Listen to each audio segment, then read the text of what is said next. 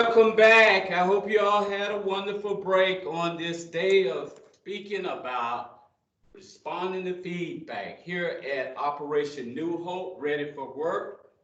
Second Chance Mattered. Again, I'm Darrell Matthews, and we're going to resume with session 3 of 4. I hope you all had some good conversations out there. I thought about it while you was out there. I thought about me when I was playing sports and my baseball coach. I didn't tell him I didn't want to play a certain position.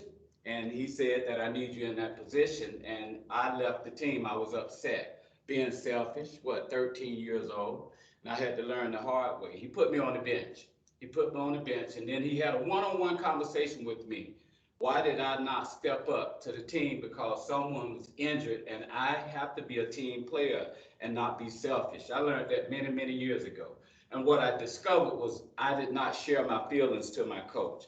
I told him I joined the team later on after I discovered that I should have some communication with him, some feedback, and that I wanted to play left field. And he said, that's fine. And then when he explained to me about the dynamic of the team building and team chemistry, I understood it. And guess what? I ended up being the starter. End up being a team player through good feedback. So I just wanted to share that with you all. Okay, so we're going to go ahead and resume here with the questions we talked about before we went out on a break.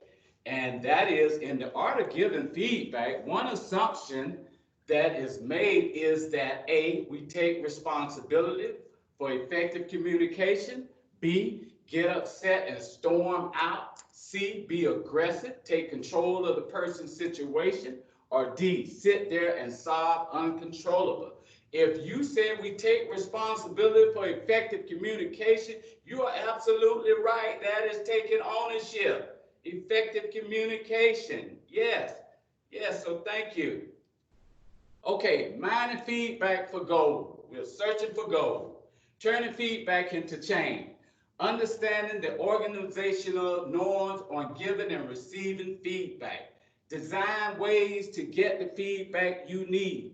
Create a feedback-rich climate. Feedback is the breakfast of champion. And let me share this here with you. I'll tell you a quick story here. I've learned this here, and that is, I heard a Christian psychologist say this, and it is, rules without relationship leads to rebellion. Let me say that again. Rules without relationship leads to rebellion. You have to have a relationship by giving good feedback. If something is bothering you, communicate with that person, communicate with that boss, communicate with that wife, that girlfriend, that boyfriend, communicate with that teammate so you can have good feedback.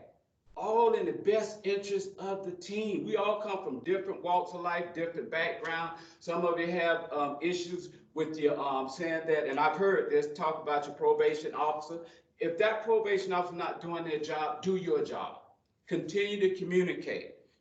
Continue to give good feedback. Continue to ask for feedback. You are your own worst enemy. So I just wanted to share that with you all. We're going to move on here, okay? Thank you.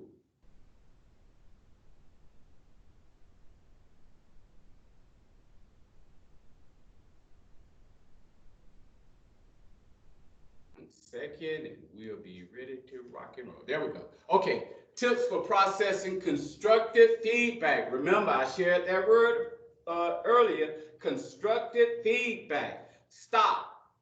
In the name, no, I'm just joking. Do not react or respond immediately. Separate the content from the delivery. Be careful how you convey that message now. Reflect and use it as a learning experience. When I was in this classroom, I used to tell the student, think, reflect, and process. Think, reflect, and process. Acknowledge your feelings, but don't take it personal. I use an acronym. It's called Q-TIP. You know what Q-TIP stands for?